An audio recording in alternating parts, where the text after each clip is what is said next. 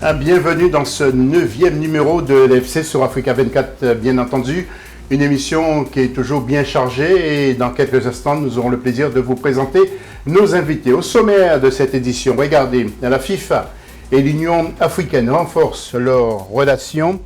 Nous verrons de quelle manière et puis nous entendrons également Wally Dieng sur les structures qu'il compte mettre en place pour faciliter l'émancipation des jeunes footballeurs du territoire africain. Deuxième grand titre, il sera question des problèmes et des grosses difficultés que rencontrent quelques-uns de nos joueurs lorsqu'ils quittent le pays, mais particulièrement le manque d'informations et de conseils pour faire face à des situations compliquées. Sont-ils suffisamment protégés? Nous allons tenter de répondre à cette question. Et puis, troisième titre, nous parlons de la CAN des U20. Pour le foot international, nous irons au Standard de Liège en Belgique avec le coach sénégalais Bailey et nous ferons un clin d'œil au club franciscain de la Martinique. Nos invités, tout d'abord, Maître Ludmila Arneton, qui est avocate. Maître, on dit avocat ou avocate? On dit les deux, il n'y a pas de problème. Bonjour José. Oui, bonjour Maître, vous êtes là pour nous parler des problématiques justement des footballeurs. Vous êtes spécialisé dans le droit du... Alors, travail, droit de la famille, droit patrimonial et je fais un peu de droit d'asile également. On vous retrouve tout à l'heure. Et puis, Mo Richard, qui est conseiller intérimaire, Mo Richemont, oui, qui est conseiller intérimaire à la FIFA. Bon, vous êtes ivoirien. Oui, je suis Guillermo Mo Richemont, je suis conseiller sportif, je suis intermédiaire FIFA, je suis de la Côte d'Ivoire. Oui, exactement. Et nous allons tout de suite voir la une de ce magazine, après ce jingle. Richard. Et nous démarrons cette émission avec la Ligue des Champions, deuxième tour, et nous allons nous focaliser sur le match Simba, que vous verrez en rouge, contre Al Ahly. 1-0 pour Simba, c'est la grosse surprise, et le but de la victoire inscrit par Luis Miki Soné pour le club ougandais de Simba. Ce club qui impressionne pourtant, l'équipe d'Al Ahly a tenté donc d'égaliser, mais finalement, fin du match sur le score de 1-0 pour l'équipe de Simba.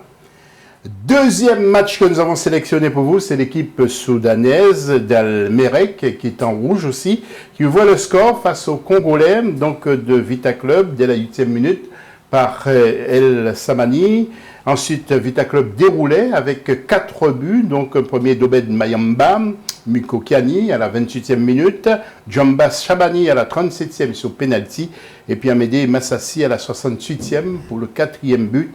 Et pour le club de Vita Club, et puis à la 83e, là c'était le 3e, et à la 83e, Obed Mayamba Mouko Kiani a marqué donc ce fameux but. Donc là vous voyez le penalty pour l'équipe donc de Vita Club, et ensuite deux autres buts ont été marqués. Nous allons voir le tableau des résultats et le classement en groupe A. Je rappelle bien que Simba a battu Al Ahly 1-0. Al Merreikh a perdu devant Vita Club, le club de la RDC, 4-1. Au classement, Simba est en tête avec 6 points. Deuxième, l'AS Vita Club.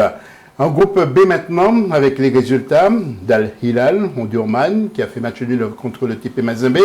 Ça va mal pour le TP Mazembe. Pour l'instant, après 2 matchs, CR Belouizdad, Mamelodi Sundowns, 5-1 pour Mamelodi, pour les Sud-Africains. L'équipe de Patrice Motsepe-Vavia et Mamelodi Sundowns se trouve en tête devant le TP Mazembe.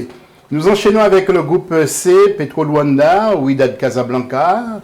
Wydad l'emporte à l'extérieur, 1-0. Et Kaizer Chiefs Oroya, 0-0. Classement Wydad, 6 points. Deuxième Oroya, 4 points. En groupe D maintenant, le club sénégalais de Tenguet a réussi à faire un beau match nul face à Zamalek, 0-0. MC Alger a Tunis un but partout. Tunis donc vire en tête après 2 tours devant le MC Alger. Zamalek est 3e et Tenguet est 4e.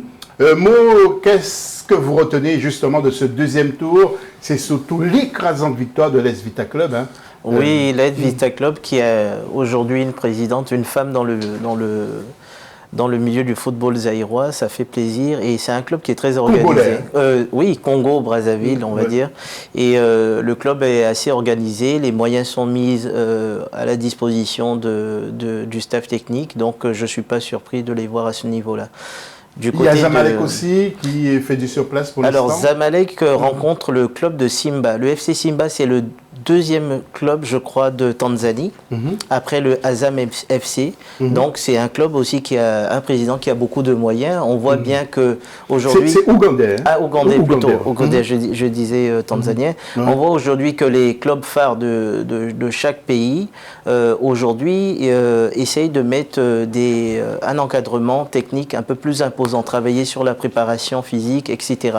Et on voit que ça paye aujourd'hui et on peut rivaliser avec les pays du Nord. Oh, nous sommes qu'au deuxième tour. Pour l'instant, il n'y a pas beaucoup d'alerte. On peut patienter encore pour voir l'évolution des choses. Parce que Zamalek n'a pas mis en route. Hein. Oui, bien sûr. Mais déjà, arriver à battre le Zamalek et les dominer, c'est quand même quelque chose. Donc je pense que c'est de bon augure quand même. Oui. Voilà. Maître Ludmila, en attendant, vous avez un petit mot à dire sur cette Ligue des Champions, cette compétition? Alors, on se réjouit par rapport à la Ligue des champions africaine, qui est une avancée des Africains. On peut faire une comparaison avec la Ligue des champions Europe. Alors, ce qu'on peut imaginer pour le futur, c'est vraiment que les Africains prennent position et pour défendre les intérêts de leur pays et continuer à évoluer en ce sens. Tout à fait, et puis qu'il y ait aussi, qu'on puisse éviter l'éparpillement, parce qu'il y a beaucoup de joueurs, des clubs qui quittent le pays pour aller évoluer à l'extérieur. Oui, bon, c'est l'aboutissement, on va dire, les joueurs qui partent, c'est l'aboutissement d'une carrière, mais on doit plus encadrer, voir dans quelles conditions ils s'en vont, et puis voir aussi l'intégration de la suite de la carrière. Merci Maître et merci Mo. Suite de notre entretien avec le jeune Sami Mahé, joueur marocain né en Belgique, 4 sélections chez les U19 de la Belgique, 6 avec les Espoirs et 4 avec les Lions de l'Atlas. Il a joué au Standard de Liège, puis Maastricht, Saint-Tron, il est parti à Ferencváros et il nous parle du championnat de football marocain. Écoutez-le. C'est un championnat très très élevé, il y a beaucoup de bons joueurs. Techniquement, c'est très fort. Le Maroc est réputé aussi pour avoir des joueurs très techniques et très aisés au ballon. Après, physiquement aussi, notre équipe, elle est très costaud. C'est pas juste la technique, c'est un peu de tout, je crois. On a des joueurs qui évoluent dans les meilleurs clubs européens. Et avant de retrouver notre plateau, le foot marocain qui progresse également. Sami nous le confirme. Je pense que d'année en année, on progresse. Déjà, on a eu des très belles équipes ces dernières années, mais je crois que voilà, d'année en année, l'équipe s'améliore. Les joueurs aussi prennent conscience que le Maroc, c'est un très beau pays, une très belle nation pour représenter. Avant de retrouver Maître Mo, c'est un jeune qui a décidé, même s'il est européen, mais de jouer pour son pays. Alors, comme je le disais une dernière fois dans l'émission, ce choix-là peut être porteur pour sa carrière, tout en sachant qu'il n'aurait pas forcément sa place en équipe nationale belge. On a plus de visibilité à être dans une équipe nationale africaine. Et on a beaucoup d'échéances, on a la Coupe d'Afrique, éventuellement pourquoi pas la Coupe du Monde. Le simple fait d'être international le plus vite possible sur le marché des transferts lui permet d'avoir plus de valeur. Exactement. Maître, qu'est-ce que vous en dites? Encore un jeune qui est né en Europe, un jeune africain si on peut dire, et qui a décidé de défendre la patrie. Alors c'est très beau, c'est un engagement de sa part. On peut regretter, c'est vrai que certains clubs africains ne mettent pas en situation leurs nationaux initiaux de manière financière, pécuniaire, d'un point de vue avantages divers et variés, pour les encourager à rester, enfin du moins à défendre leur patrie de base. Néanmoins, je salue ce jeune footballeur de cet engagement, à saluer, à féliciter. Oui, alors c'est une question d'argent Non, pas forcément, mais l'un dans l'autre, comme elle l'a dit, il faut, moi je suis pro-locaux, donc pour moi, il faut fonctionner comme les Brésiliens, sortir un jeune de 18, 19 ans qui a beaucoup de talent et le lancer, et essayer d'avoir un minimum d'expatriés, parce que c'est effectivement, il faut miser plus sur la formation, sortir des gens du terroir. Et c'est toujours une bonne chose de revenir pour jouer pour son pays, de le choisir. Parce que lui, il le choisit maintenant. Ça veut dire qu'il a joué pour l'équipe belge et il a décidé avant de revenir. Mais certains font des choix par dépit. Oui. Et ce qu'on regrette d'ailleurs. Exactement. Nous allons voir le classement du championnat marocain. Nous profitons pour vous dire bien que le Raja de Casablanca est en tête devant le Wydad. Vous voyez sur votre écran. Youssoufa est à la 3e place. Maghreb de Fès est à la 4e place. 5e l'équipe d'Olympique. Et puis un peu plus bas, donc nous retrouvons les autres clubs classés à la 14e, 15e et 16e place. Nous enchaînons dans cette actualité sportive et footballistique sur Africa 24. Petit clin d'œil également à la Guinée et son championnat qui est dominé par Ouakiria. Escaloum est second. L'équipe de Felostar est 3e, Soar Koya est 4e et 5e Afia. Oroya, engagé en Ligue des Champions, est avant-dernier à Escaloum, qui était dans le ventre mou de ce championnat. Son directeur sportif, Alpha Baldé, nous apporte quelques commentaires.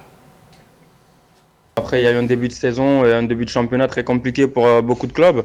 Faut le voir plutôt comme des clubs qui avaient la suprématie, comme le Oroya, qui font plutôt un mauvais début de saison, ou plutôt des clubs de bas de tableau, comme l'Asfag ou le milieu de tableau, qui font plutôt un bon début de saison.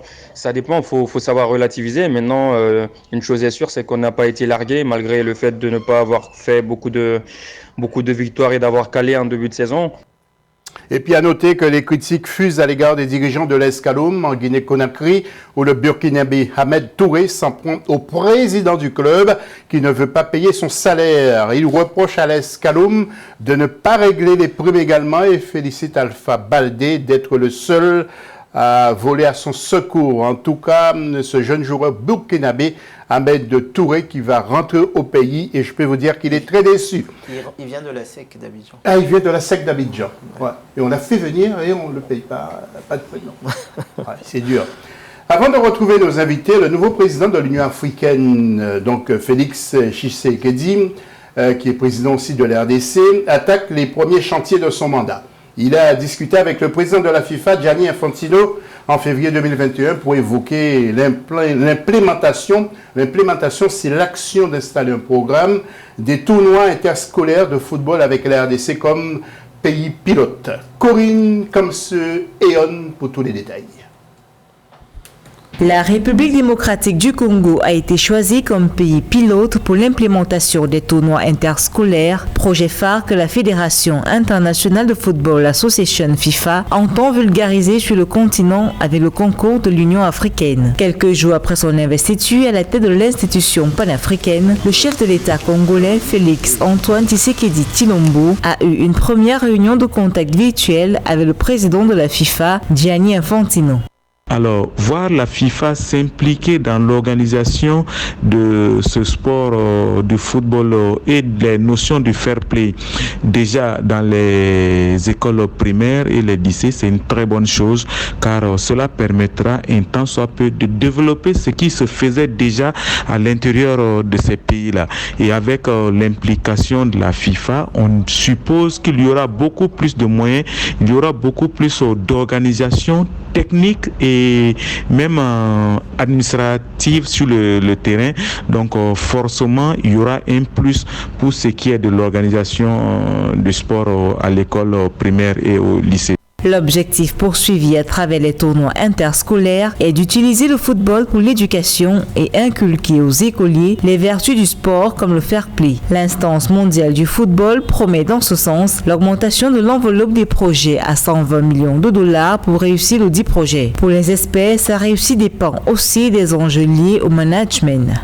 Que le ministère des Sports et des Loisirs, si toutefois c'est le ministère qui doit piloter ce projet, ou bien si c'est les fédérations qui doivent piloter ces projets, il faut qu'ils travaillent en parfaite intelligence avec d'abord les établissements secondaires, les directions des sports des différentes régions et même les différentes entités, que ce soit le ministère des enseignements secondaires, le ministère des enseignements primaires. Il faut que toutes les différentes parties puissent travailler en parfaite harmonie pour qu'effectivement l'organisation soit beaucoup plus simplifiée et que tout le monde se sente impliqué afin que, in fine, au bout du compte, les enfants puissent donner le meilleur d'eux-mêmes dans cette organisation du sport régie par la FIFA. Plusieurs autres perspectives ont été évoquées en matière d'infrastructure et la collaboration institutionnelle entre la FIFA et l'Afrique. Gianni Infantino, qui prépare une visite à Kinshasa, a également évoqué au cours de cet échange avec le président Tshisekedi la possibilité d'augmenter le quota de participation du continent africain à la Coupe du Monde, quota jusqu'ici fixé à 5 équipes sur les 32 sélections en compétition. J'ai vu que Maître Arneton et Mo Richemont écoutaient avec beaucoup d'attention ce sujet. Alors Mo, je me dirige vers vous parce que vous êtes vraiment impliqué dans l'histoire du football africain et dans le football africain contemporain. Que pensez-vous justement de cet accord? Moi, j'ai monté un projet depuis 2010 qui s'appelle Un terrain pour tous et je sensibilise les pouvoirs publics, politiciens, maires pour plus d'infrastructures sportives en Afrique parce que pour jouer au football, il faut des infrastructures sportives. Et ça signifie que vous allez vous rapprocher du président de la RDC pour lui dire que vous êtes là, oui, qu'est-ce que je peux faire pour vous? Non, mais je n'ai pas encore ce contact et cette ambition, mais par contre, je tiens ici à saluer Malika, l'association Malika, avec l'ancien mannequin Malika Koussanaris, qui vit à Londres, qui a créé un village, un orphelinat, mais qui a créé une sorte de ville avec un écosystème. Et aujourd'hui, avec des terrains de foot, et aujourd'hui, elle est, je crois, conseillère dans le développement au niveau de la jeunesse de la FIFA. Donc c'est une femme... C'est où? C'est à Kinshasa, en RDC, et l'association s'appelle Malika. Je vous invite tous à regarder, et je salue Malika d'ailleurs. Le Maître Arneton, un petit mot justement sur ce renforcement des accords entre l'Union africaine. On peut se réjouir que la FIFA, justement, se conforte dans... il y a de véritables pépites en Afrique. Il y a vraiment des talents. Donc on peut se réjouir que la FIFA se rapproche de l'Afrique et souhaite se développer en Afrique, dans ce continent. Merci beaucoup. En bref, Amadamad désavoué par la COSAFA, le Conseil des associations du football en Afrique australe. Nous entendrons les explications de Kamesh Katapoulé dans une prochaine édition. Et puis, en bref, toujours, le président de la FECAFOOT, M. Amadou Diaby, rétabli dans ses fonctions, est rentré au pays. Il est rentré ce 28, il a été acclamé à son arrivée à l'aéroport de Conakry. Il a dit que la vérité a fini par triompher. Je suis dans le football depuis plus de 20 ans pour la détection des jeunes talents. Amadou Diaby, que nous aurons l'occasion d'entendre. Et puis sachez que le Real de Madrid, tiens, vous voyez les images, eh bien, convoite Mohamed Salah, l'attaquant de Liverpool, et son entraîneur Jürgen Klopp n'entend pas s'en séparer.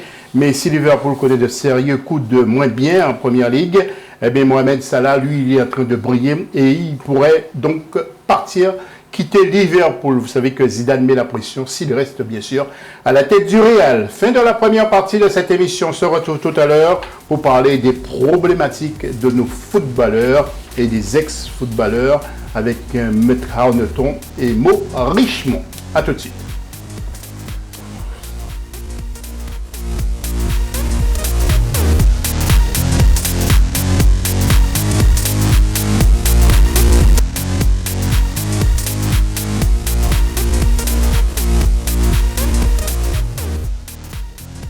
Deuxième partie de notre émission, nous parlerons dans quelques instants des problématiques que rencontrent certains footballeurs de notre continent, mais aussi d'autres footballeurs au-delà de nos frontières. Et nous allons passer en revue ces garçons d'ici quelques instants et en débattre justement avec nos invités sur le plateau. Nous parlerons dans la troisième partie de la CAN des U20.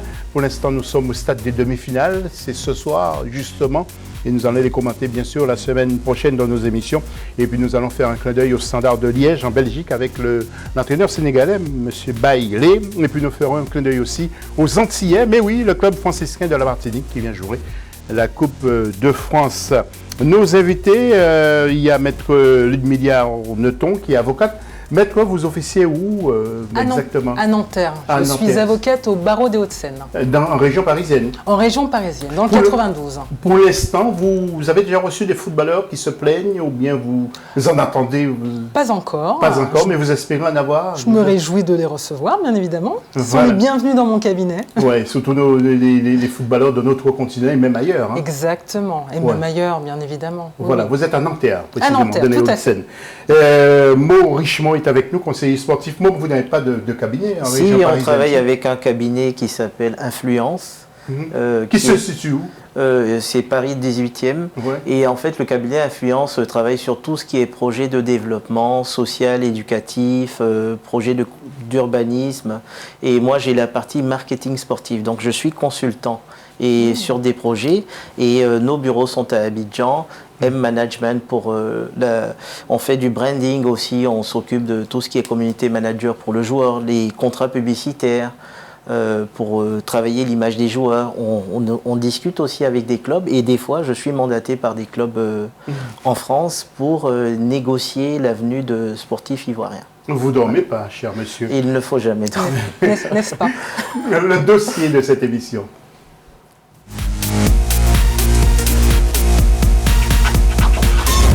Ni Maître Arnauton non plus, elle ne dort pas non plus. J'espère bien. Certains joueurs de football rencontrent parfois de gros problèmes financiers et autres, ils sont démunis et ne savent pas comment faire. Des spécialistes en plateau vont nous donner quelques éléments de réponse d'ici quelques instants. Mais voyons tout d'abord ce sujet signé Rachida Sarr-Koto.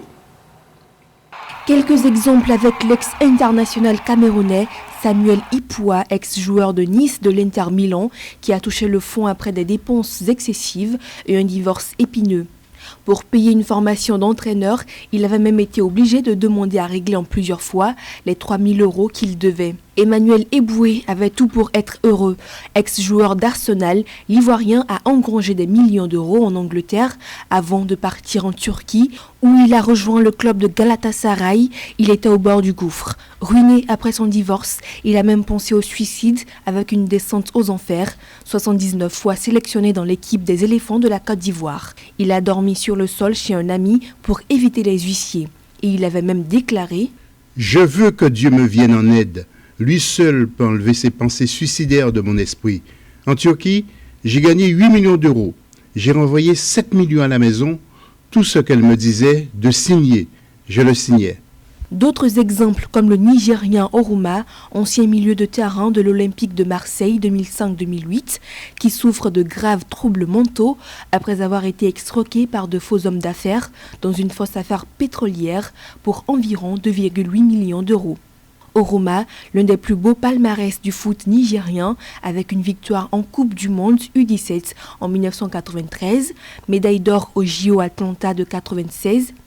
Il a aussi participé au Mondial 1998, puis décroché 2 médailles de bronze au Cannes 2002 et 2006, ou encore le Nigérian Célestine Babayaro, qui a fait faillite en 2011 après avoir investi dans une maison, ou encore le Camerounais Eric Djemba lorsqu'il évoluait à Manchester United, qui a fait aussi faillite à cause des dépenses dans un investissement immobilier.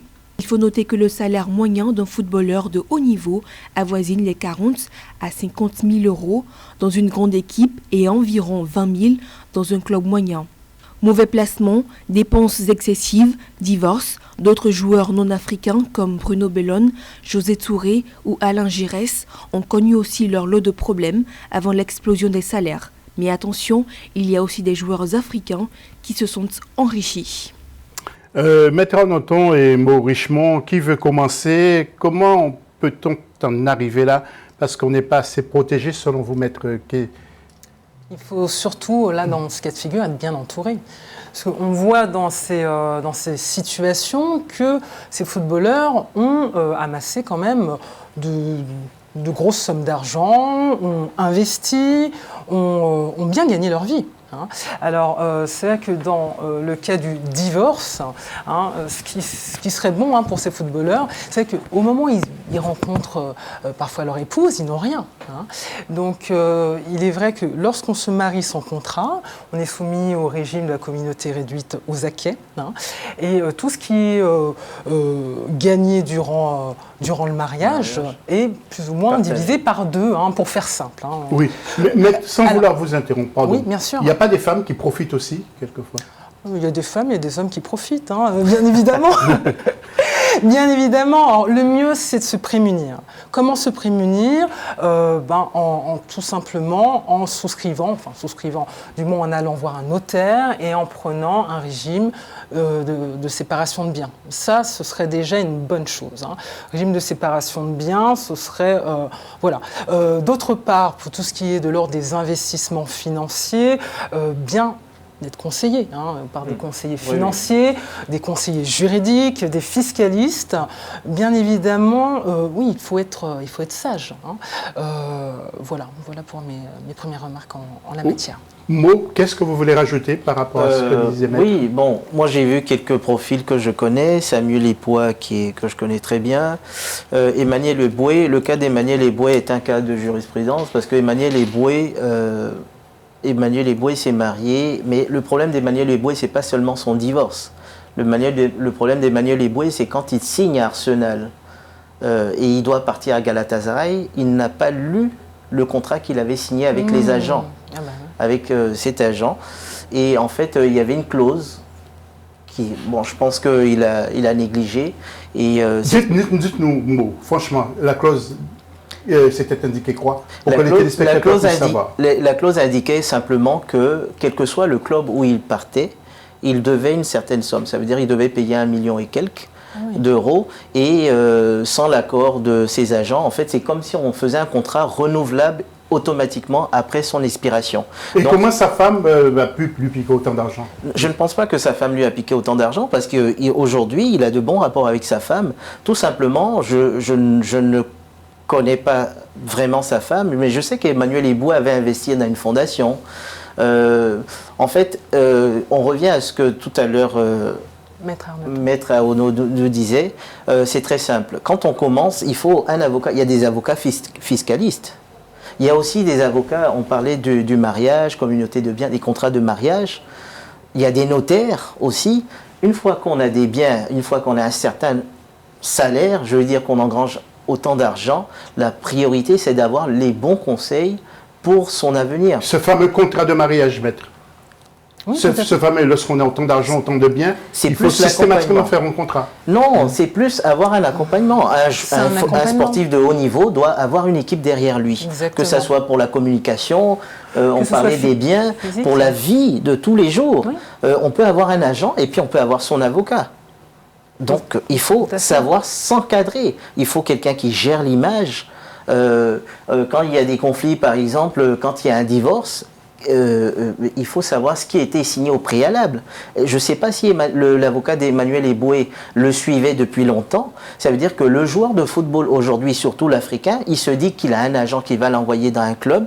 Il arrive dans le club, il a un gros salaire et la vie s'arrête là. Mais ces joueurs sont propices à l'attaque des gens du marché du luxe, etc. Nous allons écouter Maître. Maître, qu'est-ce que vous voulez dire? Mais moi, j'ai envie de citer José Touré. Oui. Qui a dit alors, Maître, avant de vous laisser la parole, nous allons voir défiler sur les écrans d'Africa 24 de la chaîne. Donc, tous ces footballeurs, tout d'abord, Samuel Ipoa, le Camerounais, ex-joueur de Nice et de l'Inter de Milan. Il y a Emmanuel Eboué, dont on faisait allusion à l'instant. Il y a Wilson Oruma qui a pété les plombs, Célestine Bayoro, lui aussi qui a fait faillite, Eric Djamba. Ensuite, en Europe, nous connaissons des Bruno Bellone qui a été ruiné, José Touré, qui a aussi perdu beaucoup de fric. Alain Giresse, mine de rien, il y a beaucoup de gens qui ne le savent pas, il a beaucoup entraîné en Afrique. Et puis il y a aussi Michel Platini, Mike Tyson, pour ne pas les citer, puis Marion Jones également. Tiens, on les voit, Mike Tyson. Mais on peut dire, moi je suis au téléphone souvent avec Bruno Bellone. Nous allons laisser la priorité à Maître Carneton qui devrait parler à propos de... Alors, juste une petite parenthèse, José Touré a dit la meilleure épargne, c'est de s'épargner soi-même. Je suis tout à fait d'accord avec lui. Ça, c'est valable pour les footballeurs comme dans la vie en général. Les footballeurs doivent se prémunir d'un support, d'un soutien physique, d'un soutien solide. Voilà, même mental, même un peu spirituel, d'un soutien matériel. Tout cela, tous ces conseils sont est indispensable pour pouvoir gérer. Bon, on peut citer Mbappé. On voit bien qu'il a derrière lui ses parents qui lui permettent de garder la tête froide. Il a ses parents, il a des agences, il y a plusieurs conseillers, tout est mis en place parce que le père a de l'expérience. Et il y a Michel Platini aussi qui a connu des problèmes que nous avons vus. Et j'allais citer Mike Tyson. Mike Tyson avait une confiance infinie, une confiance presque... Enfin, il voyait son coach ou son conseiller comme un père. Il s'est fait complètement... Il a été ruiné, ou en tout cas il a perdu beaucoup d'argent à cause de cette confiance. Alors, la question qui se pose aussi, c'est à qui fait-on confiance? Peut-être qu'il faut multiplier les sources de... Alors, je reprendrai aussi le thème qu'employait Mo à l'instant. Bon, non seulement comment dirais-je, un agent, mais il faut aussi un avocat qui connaît peut-être encore mieux le droit. Personnellement, pour accompagner un footballeur, pour avoir une grosse carrière, il faut avoir toute une équipe derrière le joueur. Et une équipe, ça peut être 10 personnes. Parce que autant on gagne, autant on peut payer quand même plusieurs personnes pour s'occuper de beaucoup de choses.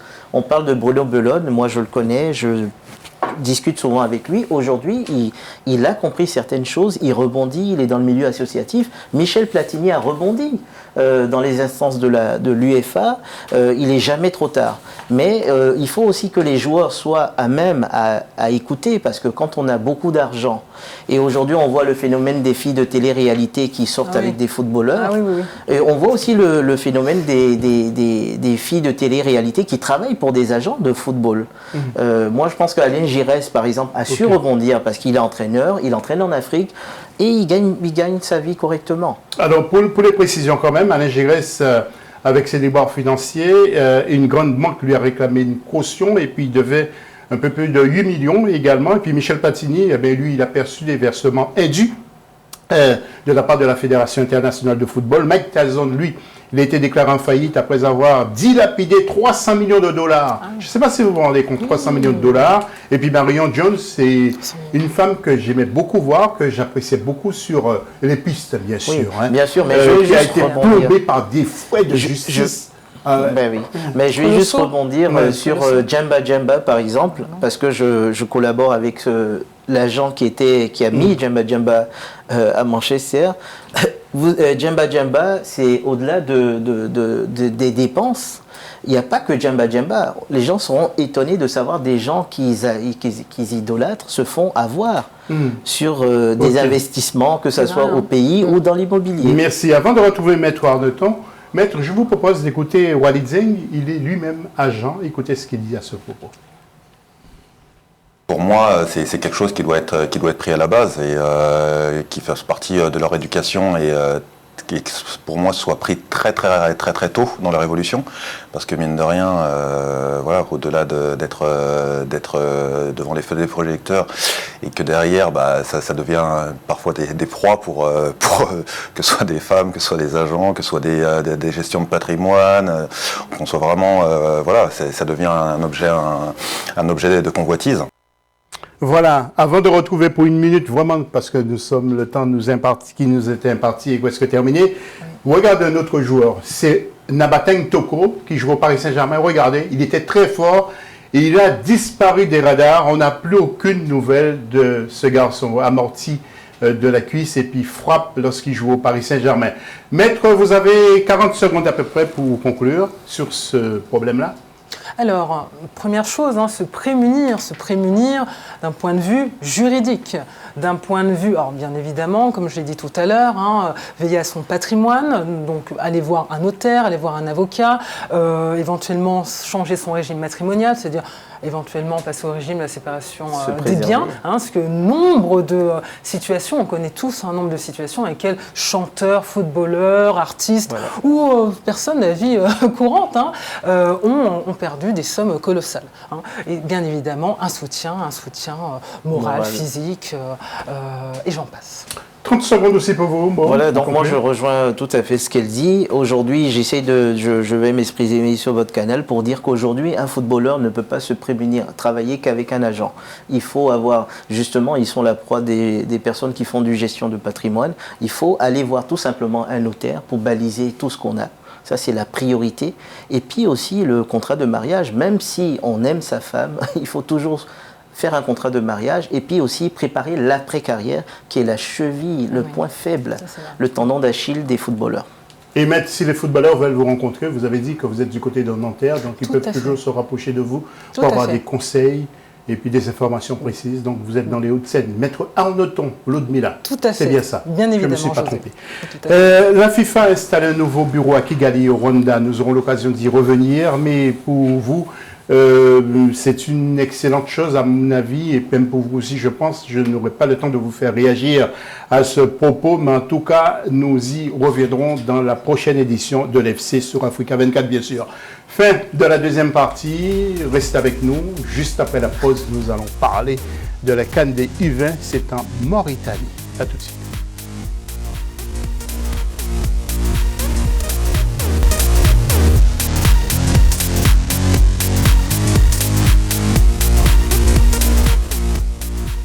Dernière partie de notre émission et nous parlerons de la CAN des U20. C'est en Mauritanie, nous sommes au stade de demi-finale. On y revient dans quelques petites secondes et puis nous irons aussi au Standard de Liège. C'est en Belgique pour faire un petit clin d'œil au coach sénégalais Bailey. Et puis nous ferons également un clin d'œil, un petit focus sur le club franciscain de la Martinique dans cette partie du football international. Vous les voyez, ils sont arrivés du côté d'Orly. Nos invités, eh bien, il y a toujours Mo Richemont, conseiller sportif intérimaire, intermédiaire. C'est celui qui fait le relais entre les sportifs de haut niveau et les clubs professionnels. Maître Ludmila Arnoton, qui est avocate en région parisienne, à Nanterre précisément.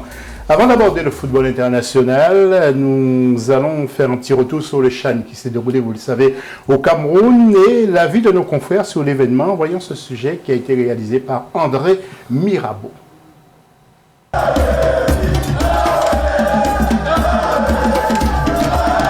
Pour une première compétition continentale sous l'ère Covid, le Cameroun a réussi son pari. La salle de presse était bien, les connexions Internet étaient bonnes, au-delà des petits problèmes de lumière qui apparaissaient de temps en temps, mais sur le plan organisationnel, c'était bien. Vraiment, que ce soit Limbe, Japoma, le stade de la réunification, on se sent bien. Et au niveau des infrastructures dans le pays, on constate réellement que le Cameroun s'apprête à abriter un autre grand événement qui n'est autre que la CAN.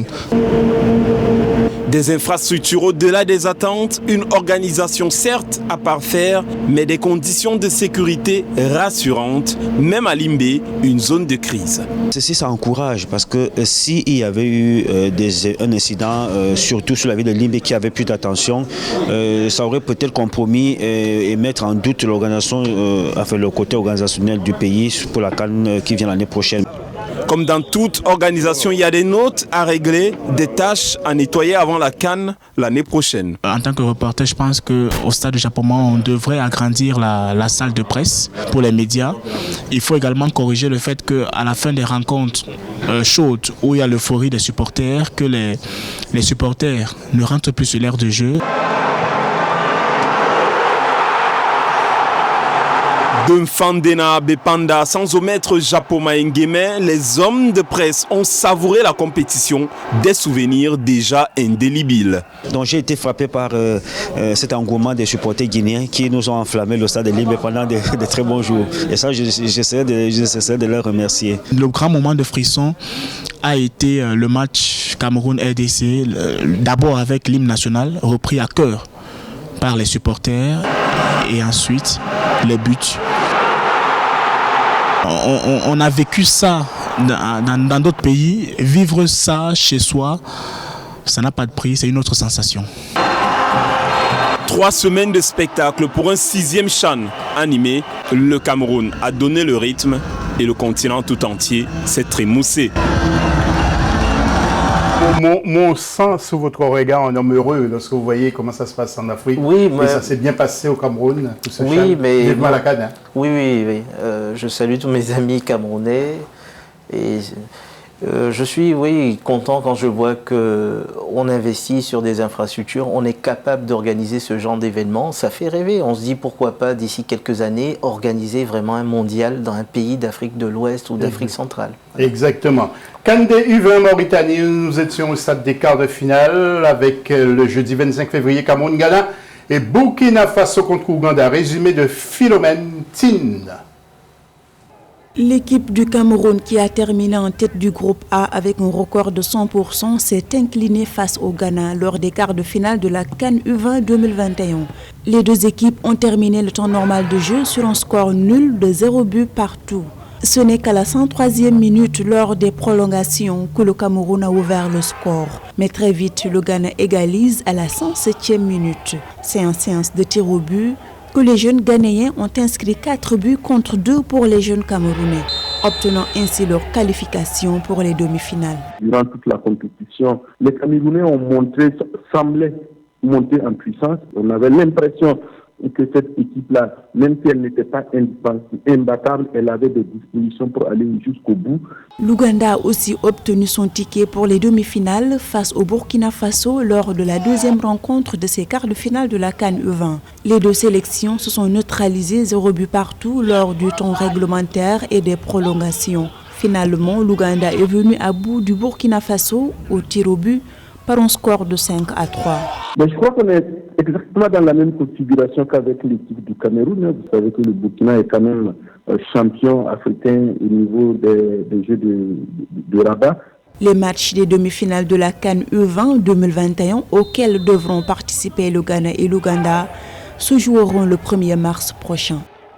Avant de retrouver Maître Arnoton et Maud Richemont, nous allons voir l'autre quart de finale avec le derby entre Maroc et Tunisie et République centrafricaine et Gambie. Commentaire Marie-Raphaël Tolo.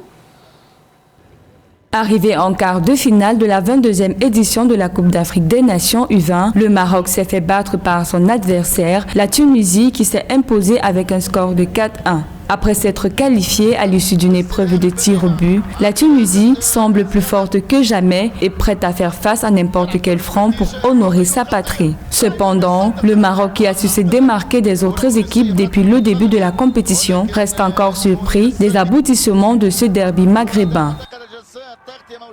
On a vu la Tunisie se défaire du Maroc 4-1 après tir au but. Dans ce type de match, le Maroc qui partait pourtant favori. Dans l'autre affiche des quarts de finale, la Gambie a triomphé de la Centrafrique sur un score de 3-0. En quart de finale devant la sélection centrafricaine, la tâche n'a pas été très difficile pour les Gambiens qui ont ouvert le score dès la 5e minute avec un but signé Wali Fofana. Momodou Bojang, quant à lui, a fait un break à la 49e minute qui a permis à la Gambie de remporter cette rencontre.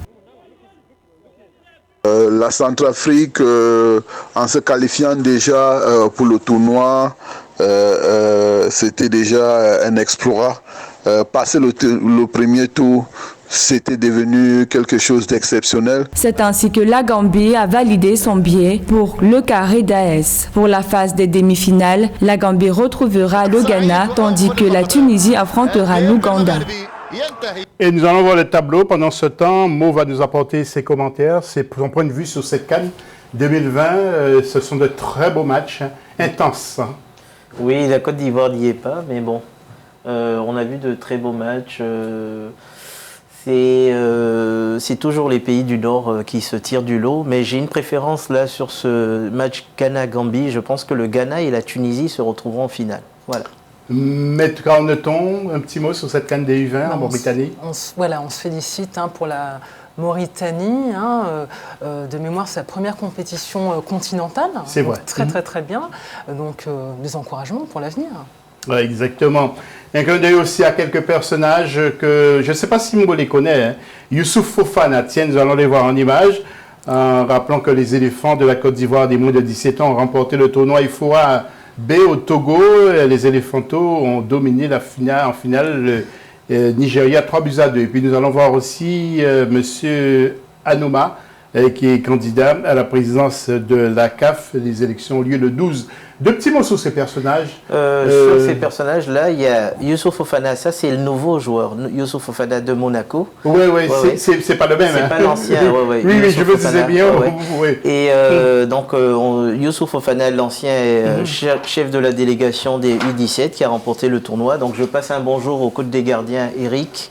et son collègue Eric Ouassi, et Jacques Anouma qui se présente en tant que candidat pour la Côte d'Ivoire à la CAF, à la présidence de la CAF pour remplacer Ahmad Ahmad. Il est en concurrence avec des poids lourds. Ahmed Yahya, voilà. Monsieur Motsipi. Monsieur Motsipi qui est favori. Et puis Monsieur Senghor également du Sénégal. Senghor qu'on salue. Oui.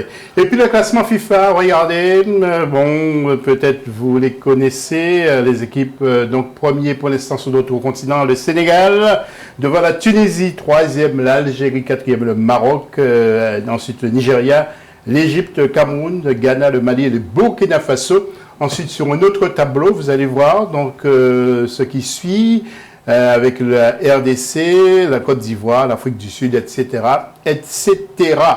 Et après ça, nous allons voir le jingle du football international. Le jingle.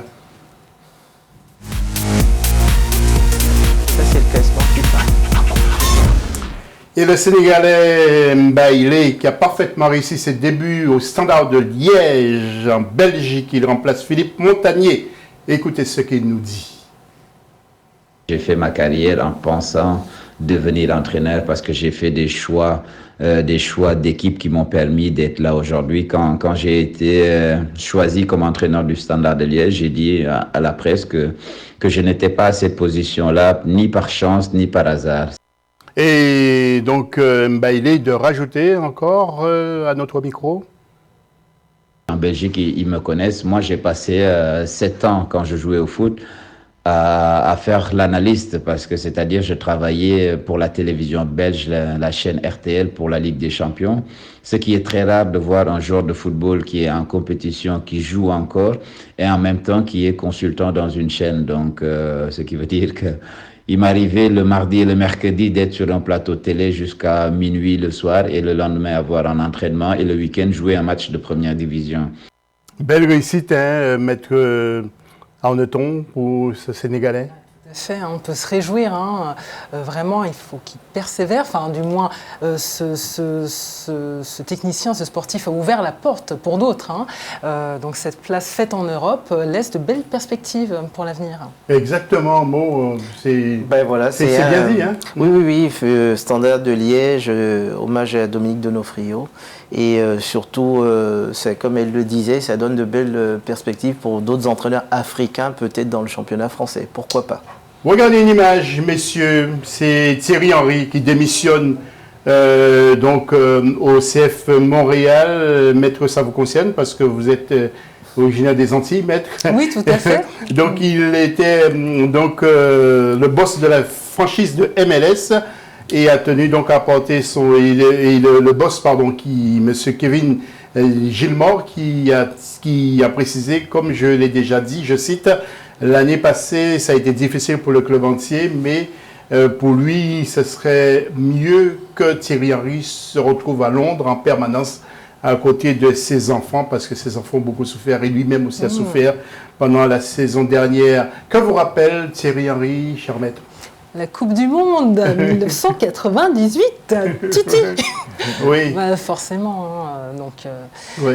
Voilà, il y a une certaine chaleur, une certaine effervescence qui peut oublier cette période mémorable, qui a été réitérée par des jeunes il n'y a pas si longtemps, hein, 20 ans après. C'est le bon côté, mais Mo va nous dire si de l'autre côté, il peut devenir vraiment un entraîneur. Moi, je pense qu'il avait bien commencé avec l'équipe nationale de Belgique comme entraîneur des attaquants. Je pense qu'il s'est un peu lancé trop tôt dans des clubs qui ne sont pas très structurés.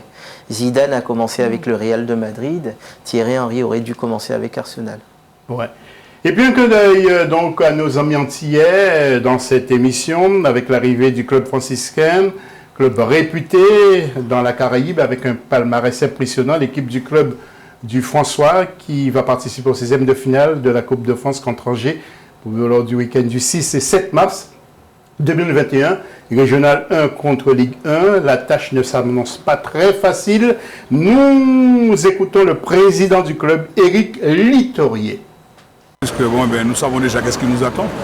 Comme nous sommes pas pour une fois, nous partons, nous ne sommes pas favoris. Alors ça c'est sûr que nous savons déjà qu'est-ce qui nous attend. Nous sommes prêts une préparation et puis pour faire un bon match, surtout pour faire bien représenter, si vous voulez, la Martinique, les Antilles, voilà. Dans le football, rien n'était possible, ça se voit surtout en coupe, c'est sur un match que ça se joue. Et puis ensuite, voir si le petit millième de seconde qui nous ont pour gagner, si on peut gagner, ce ne reste qu'un but, c'est tout ce qu'on souhaiterait. Voilà, donc lorsque les équipes viennent comme ça, les équipes de l'outre-mer viennent, c'est difficile, il y a le froid, il y a un peu de tout. Oui, mais je pense qu'ils ont un peu l'habitude. Chaque année, on voit toujours des équipes d'outre-mer venir en France. Et c'est un peu les petits clubs, comme les petits clubs de CFADH, les petits poussés qui battent les grands. C'est toujours un plaisir de voir des gens du milieu amateur. Et surtout que les Antilles, Martinique, Guadeloupe, Guyane, nous a donné de très très grands joueurs dans le championnat et dans l'équipe de France. Voilà. Oui, Maître, vous êtes concerné parce que c'est un club des Antilles. Le club franciscain. De la Martinique, tout à fait. Ça va être dur quand même, parce que c'est Angers. Et puis le foie, ils vont jouer sans public. Oui, il faut y croire. Il faut croire en nos trésors, en notre jeunesse. Bien évidemment, les conditions ne sont pas les mêmes. Néanmoins, il y a des pépites là qui ne demandent qu'à se révéler. Donc, il faut y croire. Je vais donner le cas de Ludovic Ayor, qui vient des Antilles et aujourd'hui qui a été attaquant d'Angers et aujourd'hui qui se retrouve à Strasbourg. Ouais. Et puis jouer sans public aussi, quelquefois, c'est pas toujours évident. Là, c'est vrai que forcément, il n'y a pas l'effervescence et puis il n'y a pas le soutien du public. Ça peut jouer aussi, mais bon, oui, mais si le mental est là. Oui, bien sûr. Pour moi, les deux équipes sont handicapées. Et je pense que Angers a plus à perdre et donc c'est plus Angers qui a de la pression parce qu'ils ne sont pas au top dans le championnat. Oui, mais peut-être au top devant le club franciscain. Et... Ah, il faut voir, on ne sait jamais. C'est le football, il y a des incertitudes. Tout peut arriver. Tout le monde peut gagner, tout le monde a sa chance. Voilà. Maître, merci d'être venu, nous apporter ces précisions. Merci à vous. J'espère bien qu'on vous reverra pour aborder d'autres sujets. Avec grand plaisir, Joseph. Sur les sportifs en particulier. Merci, Mo. De rien, et je salue tout le monde, la team U18, les U18 qui vont participer au championnat des U18 au Maroc. Et voilà, merci beaucoup pour l'invitation. Merci Mo, merci Maître. Merci. À très bientôt, bonne soirée et dans quelques instants nous aurons un nouveau journal sur notre chaîne et moi je vous retrouve lundi prochain avec d'autres invités sur le même plateau et à la même heure. Salut, bonsoir. Merci.